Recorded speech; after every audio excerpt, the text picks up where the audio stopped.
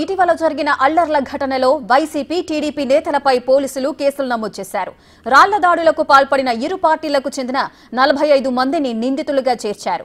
Deputy CM Amjad బాషాతో పాటు 21 మందిపై TDP polit bureau సభ్యుడు శ్రీనివాసులు రెడ్డి సహా ఆ పార్టీకి చెందిన 24 మంది నేతలపై కేసులు నమోదయ్యాయి. పోలింగ్ ప్రశాంతంగా ముగుస్తున్న సమయంలో ఇరు వర్గాలు కవ్వింపు చర్యలు, రాళ్ల దాడులకు దిగాయి. దీనిపై ఎస్పీ సిద్ధార్థ్ కౌశల్ సీరియస్ అయ్యారు. ఈ అల్లర్లను అదుపు చేయడంలో నిర్లక్ష్యంగా వ్యవహరించిన పలువురు సీఐలకు మెమోలు జారీ చేశారు. ఘటనపై సమగ్ర విచారణ జరిపిన పోలీసులు కేసులు నమోదు చేశారు.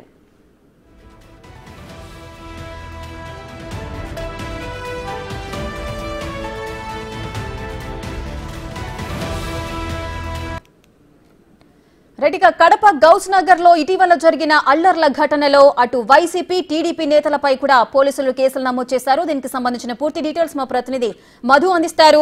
మధు, అటు ఏపీ డిప్యూటీ సీఎం అంజద్ బాషాతో పాటు మరికొంతమందిపై కూడా కేసులు నమోదు చేసినట్లుగా తెలుస్తోంది. ఓవరాల్ గా అప్డేట్స్ ఏంటి?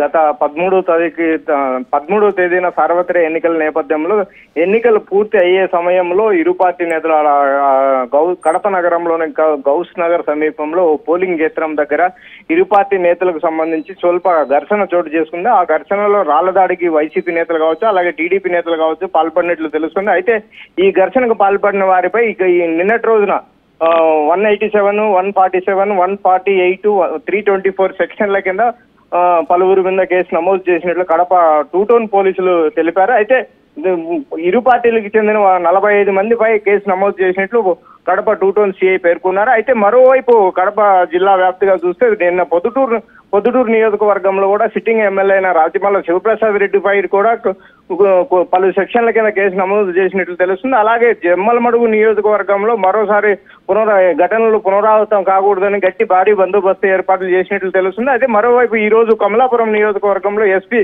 సిద్ధార్థ్ కౌశల్ విజిట్ చేశారు. అక్కడ కూడా చెదురుమరుగు గొడవలు జరిగాయి. అక్కడ కూడా ఎటువంటి గొడవలు జరగకుండా మరోసారి ఈ రేపు నెల నెక్స్ట్ మంత్ 4వ తేదీన ఎన్నికల కౌంటింగ్ సందర్భంగా ఎటువంటి ఘర్షణలు చోటు చేసుకోకూడదు అనే విధంగా ముందస్తు చర్యలు చేపట్టినట్లు తెలుస్తుంది. రేఖ మధు, అదేవిధంగా ఈ అల్లర్లను అదుపు చేయడంలో కొంతమంది సీఐలు నిర్లక్ష్యంగా వ్యవహరించినట్లు తెలుస్తోంది. వారిపై ఏదైనా చర్యలు తీసుకునే అవకాశాలున్నాయా? ఖచ్చితంగా రేఖ. అయితే గత 13వ తేదీ రాత్రి కడప నగరంలోని గౌస్ నగర్ సమీపంలో రాళ్ల దాడికి ఇరువురు పార్టీ నేతలు పాల్పడ్డారనే ఉద్దేశంతో అయితే అక్కడ రాళ్ల దాడి జరిగిన సమయంలో విధుల్లో నిర్లక్ష్యం వహించినట్లు ఒక సిఐ పైన కావచ్చు, అలాగే 5 మంది ఎస్ఐల పైన కూడా చర్యలు తీసుకున్నట్లు జిల్లా ఎస్పీ పేర్కొన్నారు. అయితే ఇలాంటి ఘటనలకు పోలీస్ డిపార్ట్మెంట్ చాలా సీరియస్ గా తీసుకుంటుంది. ఇలాంటి ఘటనలు ప్రోత్సహిస్తే ఎటువంటి వారిపైన కూడా చర్యలు తీసుకునేదానికి పోలీస్ శాఖ చర్యలు తీసుకుంటుందని సిద్ధార్థ్ కౌశల్ చెప్తున్నారు. అదే విధంగా జిల్లాలో ఎక్కడే కానీ ఎటువంటి సంఘటనలు జరగకుండా భారీ బందోబస్తు నడుమున జిల్లాని చూస్తున్నట్లు తెలుస్తుంది. రేఖ మధు, అంటే ఈ అల్లర్లకు సంబంధించి అటు వైసీపీ టీడీపీ నేతలపైన కేసులు అయితే నమోదయ్యాయి. కానీ ఇందులో మనం కీలకంగా చూస్తే ఏపీ డిప్యూటీ సీఎం అంజద్ బాషా పేరు కూడా ఇందులో ఉండడాన్ని మనం ఏ విధంగా చూడొచ్చు?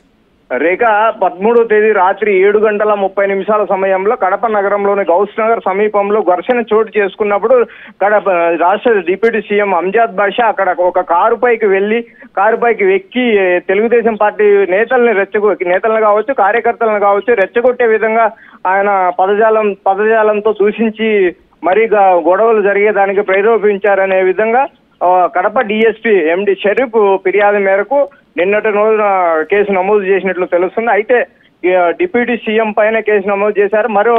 మరోవైపు అతని తమ్ముడైన అహ్మద్ బాషా పైన కూడా కేసు నమోదు చేశారా లేదా అన్నది తెలియాల్సి ఉంది. రేఖ అయితే ఈ ఘటనపై 45 మంది పైన మాత్రమే ఇప్పటి వరకు కేసు నమోదు చేసినట్లు తెలుస్తుంది. మరికొంతమందిని యాడ్ చేసే